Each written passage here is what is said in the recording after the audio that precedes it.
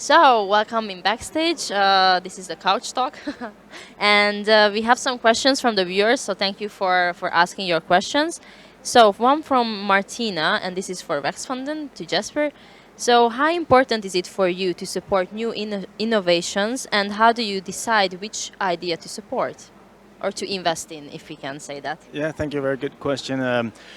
Coming from Vækstfonden, the Danish Growth Fund, which is a state-owned fund, we invest in the companies that Denmark cannot do without.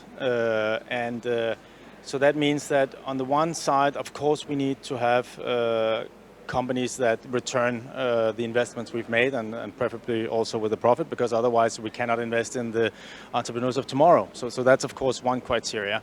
But having met that, it's very few Danish citizens who are essentially our owners who will feel any difference to their life if we manage to make 1 or 2 million on an investment. I think what's more important to our ultimate shareholders is that we're able to make a difference in their lives, either by creating a lot of jobs in Denmark or creating a cluster like we did with the robotics in Odense.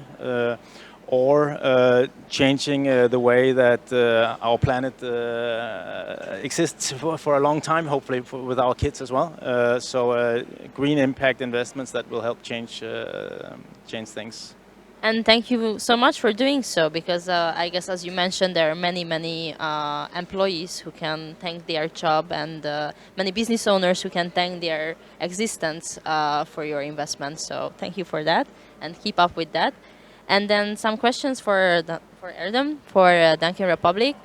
Was sustainability a core issue or motivation for you from the really beginning, or this is something that you just joined up with the wave? Right. It was from the beginning, and not just for me, but the co-founders, I think. Again, growing up in Istanbul and having to navigate in a city where without having a car, getting around is simply difficult. And then in a car, you simply don't have a good lifestyle, let's say. So I also lived in the Bay Area, and unfortunately, I can say that it's better, but they also need to solve the issue around mobility, among other things. And there, I think moving to Copenhagen and figuring out how bikes can lift that agenda was long before starting Donkey, was in my mind as how to lift a city. And then more specifically, how to run it.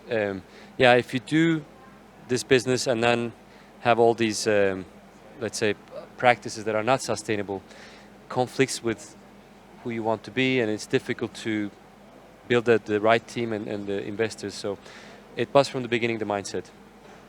Okay, and then as you already mentioned that, because one of the questions was relating to Copenhagen and biking. Yes. Wasn't it a brave idea to provide bikes in a country where everyone has a bike?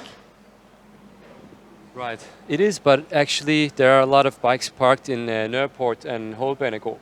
And the reason there are is that there are a lot of people who like to commute by train and then are stuck by just walking, or they have to have a second bike that they park there, and those second bikes get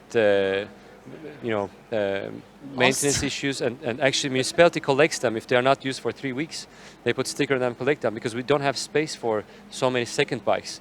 There are, I think, just short of 300,000 people commuting every day in and out Copenhagen. So, and if you have to walk more than 500 meters to your destination, you would rather not take the train because the walk makes it unattractive. So you switch to a car. So the last mile there is really, really important, and that's why bike sharing needs to be available for everyone at scale. Yes, and maybe as a last questions that no last questions. I get the sign there. Okay, then sorry, that's what we had time for. Thank you so much for your answers. Thank you for being here and sharing all these insights from Dunkin' Republic, and for the questions and moderating. And hope to see you next year.